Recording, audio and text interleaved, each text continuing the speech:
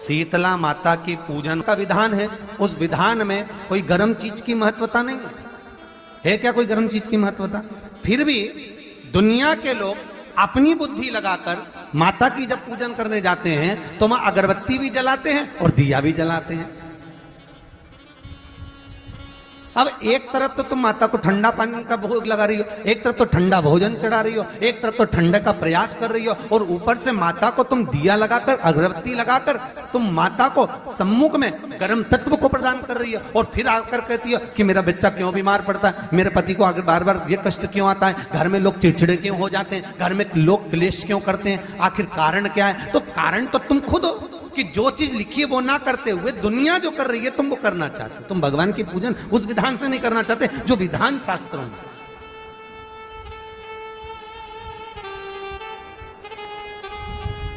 जो शास्त्रार्थ विधान कहता है।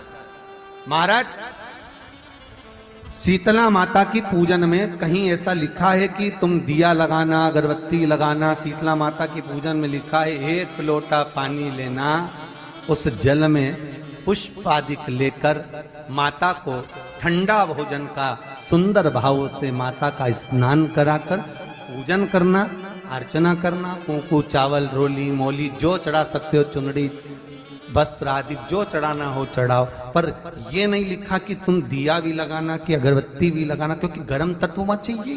माता वो शीतल है, शीतला। और अगर तुम दिया लगा भी रहे हो, मान लो दिया अगर तुम लगा भी रहे हो तो उसके सम्मुख ना लगे, उससे दूर, बहुत दूर। शीतला माता की पूजन होती है ठंडे समय में, शीतल समय में। शीतला माता ने यह नहीं किया कि रोटी बना के उठो और थाली लेके लाइन में लग जाओ। तुम देखना, शीतला माता की पूजन करने लोग जाते ना शीतला सप्तमी, शीतला अष्टमी पे, बस 11 बजे तक तो रोटी बनाती रहेगी, सामान बनाती रहेगी। 1-1.5 घंटा में ठंडा हुआ, 12:30 बजे उठ के सीधे लाइन में लग जाएगी, जल्दी से पूजन करके सो जाऊंगी, काम खत्म। शीतला माता ने भी सोच लिया, बस तूने मुझे बेवकूफ बनाया, अब रुक जा तू।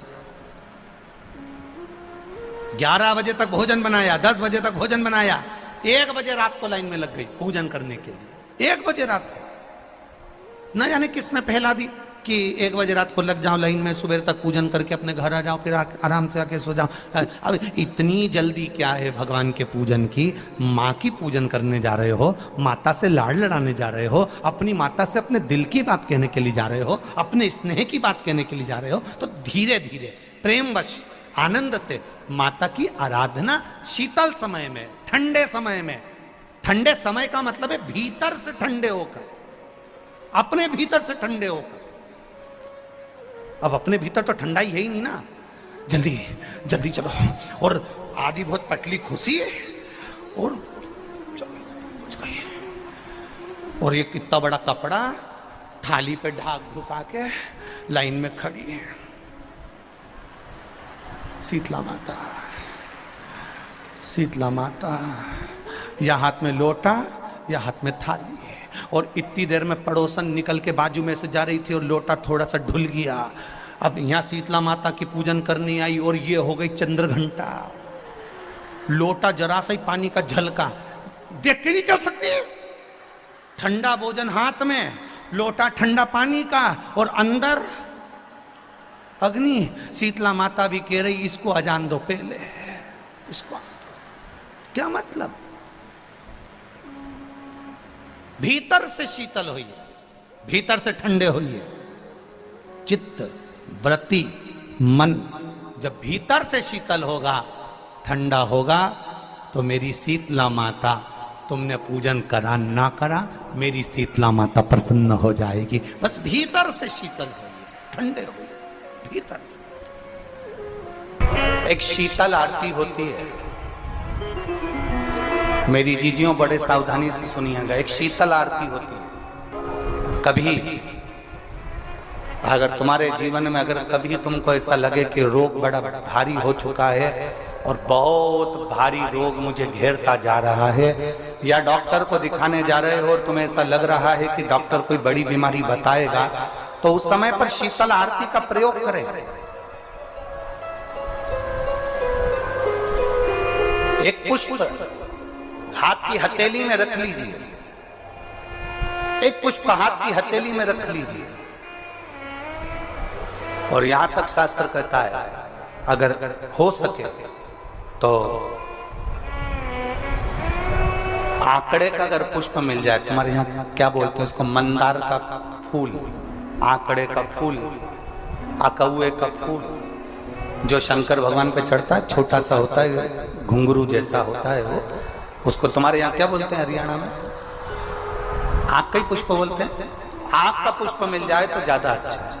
अब उसमें चाहे सफेद हो, चाहे नीला हो, चाहे गुलाबी हो, जैसा भी हो, हाथ में रखने के बाद हाथ में एक लोटा जल, भगवान शंकर के शिवालय में जब आप प्रवेश करें और प्रवेश करते समय भगवान के सम्मुख में जब भगवान शंकर के साक्षी में जब पहुंचे, आपके सामने पूजन में कोई भी सामग्री नहीं है, आपके पास में न दिया है, ना बाती है, ना गर्भवती है, ना चंदन है, ना कपूर है, ना कोई सामग्री है, केवल एक आंख का पुष्प और एक लोटा जल आपके पास में है। शिवालय में पहुंचकर शीतल आरती का प्रयोग करो।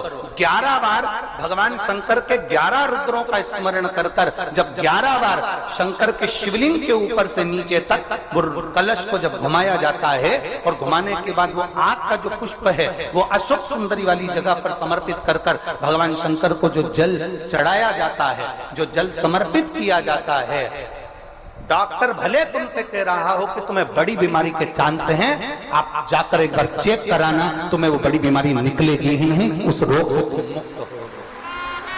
इसको शीतल आरती का प्रयोग किया गया। ये शीतल आरती, इसको शीतल आरती कहा। शिव की प्राप्ति का, एक रोग से मुक्त होने का। अब आपसे कोई कहे कि ये शीतल आरती का प्रयोग सबसे पहले किसने करा, तो आपको ध्यान लगाना है इस प्रयोग को। सोमनाथ जी की कथा का स्मरण करिएगा, सोमेश्वर की कथा का स्मरण करिएगा। नीम के वृक्ष को स्वयं देवी का प्रतिबिंब माना जाता है। नीम के वृक्ष को स्वयं माता का प्रागट्य उत्सव माना जाता है। नीम के वृक्ष को स्वयं देवी का भाव वर्णित किया जाता है। और बहुत सुंदर बात है महाराज जी, जिसके शरीर में माता निकल गई हो, दाने दाने पड़ गए हो पूरे शरीर में, बुखार भी बहुत तेज आ रहा हो और पूरे शरीर में माता जी निकल गई हो, एक लोटा पानी जिसके शरीर में माता जी निकली है उसके पास में रख दो और वो पानी उठाकर नीम के पेड़ में उस व्यक्ति के ऊपर से 7 बार उतार के नीम के पेड़ में डाल दो। 3 दिन के अंदर उसकी माता जो शरीर में निकली हुई है, दाने दाने पड़े हुए हैं, जो बुखार बहुत तेज आ रहा है, उसमें धीरे धीरे आराम मिलना प्रारंभ हो जाता है। यहां तक शास्त्र कहता है कि किसी व्यक्ति को अचानक बहुत तेज बीमार आ गया, बहुत तेज बुखार आ गया, या एकदम,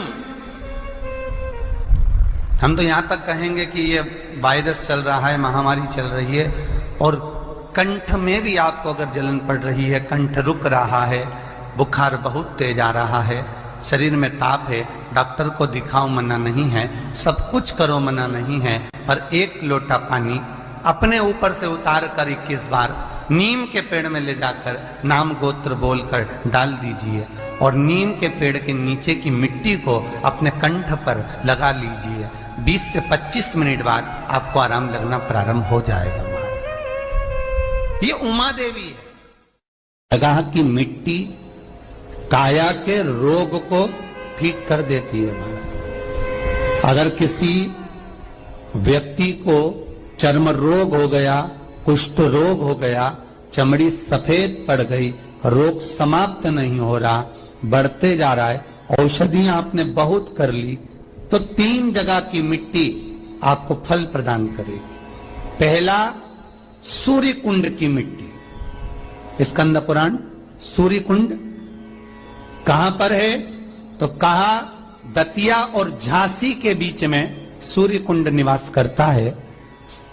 उस सूर्य कुंड की मिट्टी को लाकर जिस व्यक्ति को कुष्ठ रोग हो गया हो, शरीर की चमड़ी सफेद पड़ गई हो, स्कंद पुराण कहती है सूर्य कुंड की मृदा लगा लेने से 5 से 7 दिन में रोग समाप्त होने लगता है महाराज। पर सूर्य को सर्वाधिक प्रियता क्या?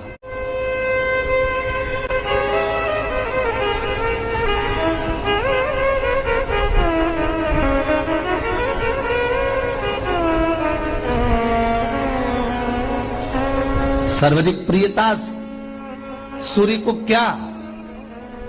क्योंकि सूर्य तपता है, तो उस तपन को मिटाने के लिए सूर्य देवता के शरीर पर गाय का घृत मला जाता।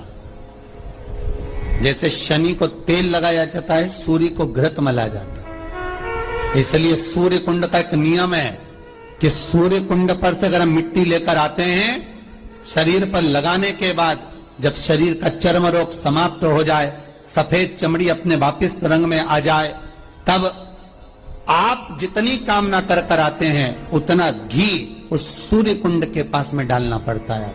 1 किलो, 2 किलो, आधा किलो, 250 ग्राम, 25 ग्राम, 50 ग्राम, जो आपने कामना करी है उतना चढ़ाना पड़ता। पर वो घी गाय का होना चाहिए,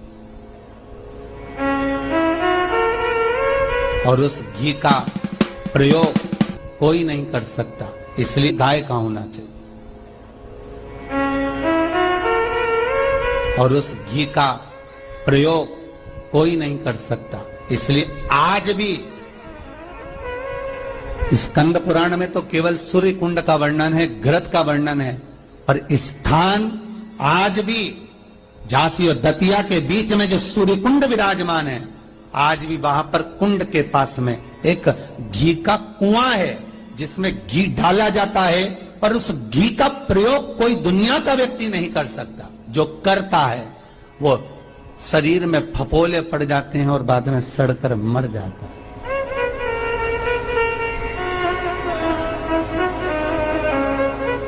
घृत है, पर गंध नहीं, घृत है।